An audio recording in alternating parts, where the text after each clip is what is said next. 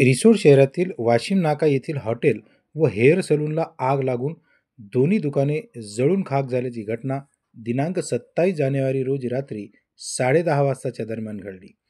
याबाबत माहिती अशी की रिसोड शहरातील वाशिम नाका येथे असलेल्या खोडके पाटील नाश्तागृह व त्या लागत असलेल्या हेअर सलूनमध्ये धूर निघत व आग निघत असल्याचे बाजूला उभे असलेले परवेज खान व शोएब खान यांच्या निदर्शनात आले. त्यांनी तात्काळ याबाबतची सूचना रिसोड पोलीस स्टेशनचे गोपनीय विभागाचे कर्मचारी भावके यांना दिली. भावके यांनी ताबडतोब याबाबतची सूचना आपले अन्य कर्मचारी यांना देता ताबडतोब पोलीस कॉन्स्टेबल महादेव चव्हाण, कय्यूम पठाण, गणेश हाके, प्रभाकर इंगोली घटनास्थळी दाखल झाले. या दरम्यान रिसोड नगर परिषद अग्निशमन दल विभागाला सदर बाबीची सूचना देण्यात आली. अग्निशमन दलचे 2 वाहन घटनास्थळी दाखल झाले.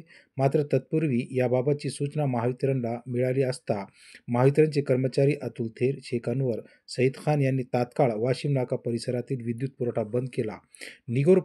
रिसोड नगर परिषदचे प्रतापराव देशमुख, अग्निशमन दलचे कर्मचारी प्रफुल्ल काळे, गजानन पवार, चालक अझरुद्दीन, शिवा शेलार, संजू पवार यांनी शर्थीचे प्रयत्न करून सदर आग आटोक्यात आणली. यामुळे पुढील अनर्थ टळला. मात्र या आगीमध्ये दोन्ही हॉटेल व सलून पूर्णपणे जळून खाक झाली असून दोघांचेही मोठ्या प्रमाणात नुकसान झाले आहे.